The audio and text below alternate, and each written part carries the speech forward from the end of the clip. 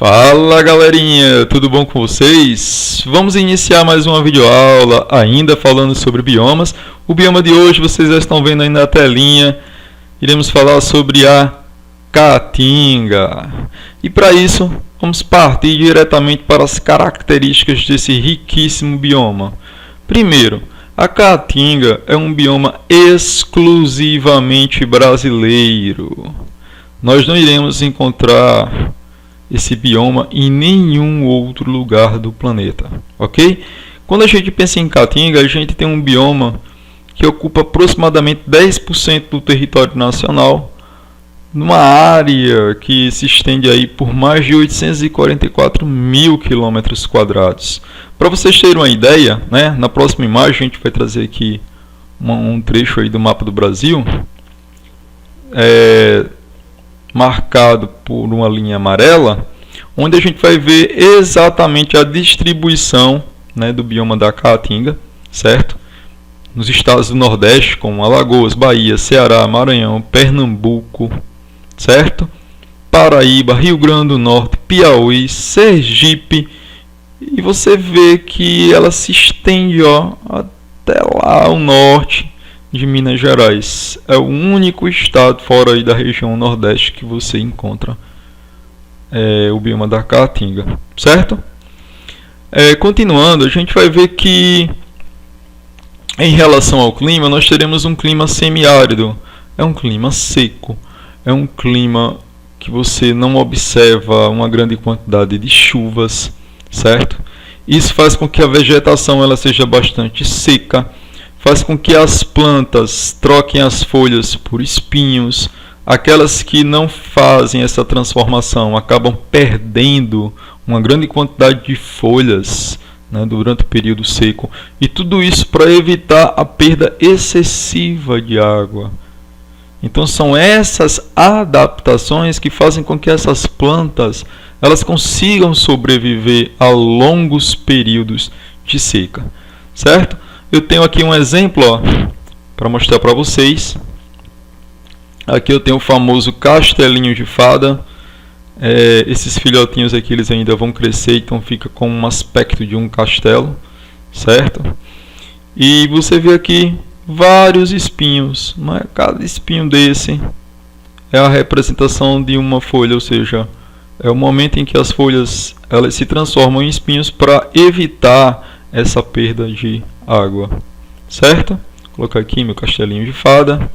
Continuando, como a gente falou aqui dessa questão, né, da seca e da estação seca e da estação chuvosa, a gente trouxe aqui na sequência a imagem de um buzeiro, né, árvore típica aí da região de Caatinga, a Spondias tuberosa.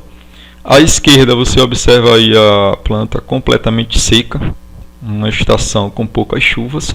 E na imagem da direita você vê aí o umbuzeiro repleto de folhas, né? Provavelmente aí simbolizando um momento de chuvas, certo? Na sequência, nós temos aí imagens de típicos representantes da flora da caatinga. Na primeira imagem da esquerda vocês observam aí o juazeiro. Ao centro, o ipê amarelo. Aqui na cidade de João Pessoa, no Parque Solano de Lucena, nós temos alguns exemplares de ipê amarelo.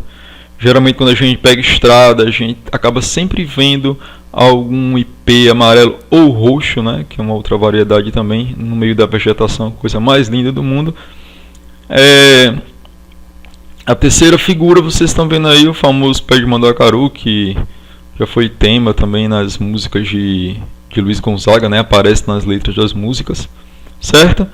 Você tem aí à esquerda, no outro slide, o famoso xique-xique também.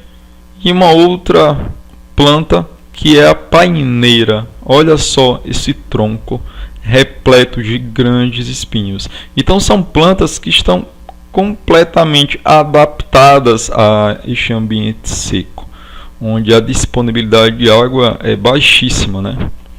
E elas ficam a mercê de que chegue um período chuvoso que nem dura tanto tempo assim, ok? E a fauna? À esquerda, né, na primeira imagem, a gente traz aí a ararinha azul, que inspirou, né, um filme, um desenho animado, certo? Tá aí o personagem, não recordo agora o nome do filme. Mas a ararinha azul, importante aqui é dizer para vocês que é uma espécie que já é considerada em extinção, já praticamente desapareceu da natureza, certo?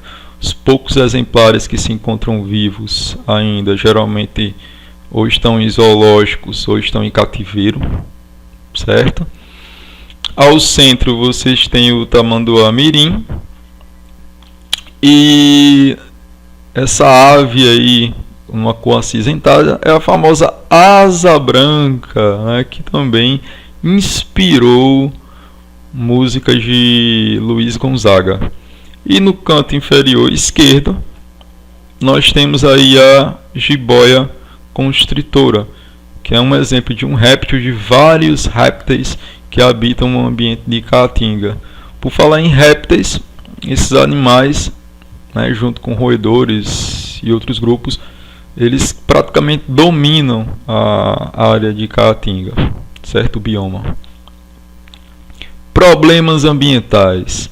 Desde que a gente vem falando lá atrás de floresta amazônica, mata atlântica, os pampas gaúchos e o cerrado, a gente vê que são diversos os problemas ambientais e muitos são semelhantes, né? A gente muda de bioma, mas os problemas eles acabam se repetindo.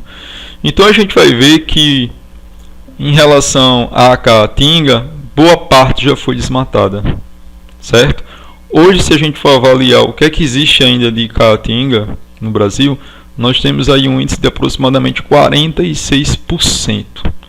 Quais são os motivos que têm acelerado essa destruição, essa devastação da Caatinga?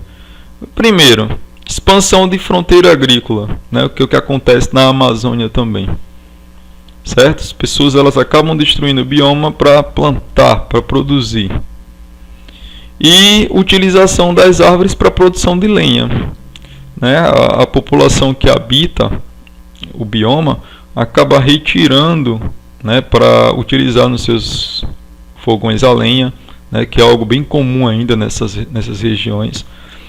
E outro problema grave que a gente vai observar também atingindo esse bioma é a questão da desertificação dos solos, ou seja, o uso excessivo daquele solo, sem ter os devidos cuidados, sem pensar na sustentabilidade, certo?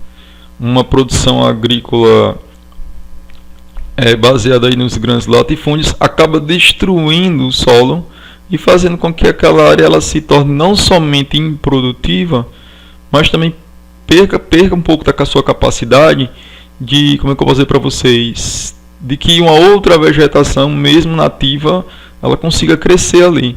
Então acaba destruindo completamente o solo. Então aquela área ela vai se tornando deserta.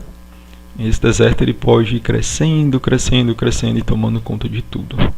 Certo? E aqui a gente traz essa imagem para vocês. É uma imagem que mostra aqui, ó, uma divisa, né, entre Bahia, Piauí com Ceará, Bahia com Pernambuco, Pernambuco com Paraíba. Você vê as divisões aqui entre os estados. Mas o mais importante aqui desse mapa, né, tá aqui Alagoas no cantinho, é a passagem do Rio São Francisco. Né? Todo mundo já viu aquela musiquinha, o Rio São Francisco vai bater no meio do mar, laiá, laiá, laiá, o Rio São Francisco vai bater no meio do mar. Então o que que acontece? O governo federal, há alguns anos, teve a ideia de pegar parte dessa água do Rio São Francisco, né, que sempre é despejada no Oceano Atlântico, e de fazer alguns desvios para levar água para as pessoas que viviam e que vivem em meio à seca. Então o projeto grandioso, né, que gastou aí bilhões de reais, fez com que fosse construído dois eixos. Um eixo leste, ó, cortando Pernambuco e chegando até a cidade de Monteiro, na Paraíba, certo? E um eixo chamado de eixo norte, certo? saindo aqui, ó, de Pernambuco, né, se ramificando aqui na cidade de Salgueiro e chegando até Rio Grande do Norte e uma partezinha aqui de Ceará.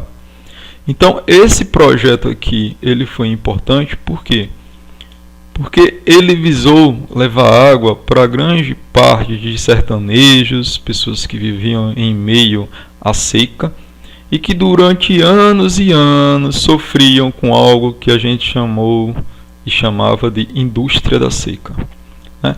Era aquele político que ia até lá naquela área onde as pessoas estavam precisando de água e dizia: ó, vota em mim que eu vou trazer água aqui, vou mandar caminhão-pipa para matar a sede de vocês, né? Para plantar, alimentar o gado e tal. Então passava eleição, pós-eleição, ficavam-se nessas promessas e nada se fazia, né? Até que chegou o momento de realizar essa transposição, que foi muito discutida, foi muito debatida, né? Muita gente contra, muita gente a favor, certo? Então é isso, galera. Após essa curta videoaula, após ter apresentado para vocês o que é o bioma da Caatinga, falamos aqui dos problemas ambientais, das características, trouxemos a questão aqui no final do Rio São Francisco, né, a transposição dessas águas, o quanto ela é importante para o povo. E agora vocês vão ficar ligadinhos, porque eu vou deixar o link de uma atividade que vocês irão fazer no Google Formulários, ok? E é isso, um bom final de semana para vocês. O prazo de entrega da atividade vai ser a terça-feira à noite, ok? Então, um abraço para vocês e bom final de semana, galera. Aquele abraço, valeu!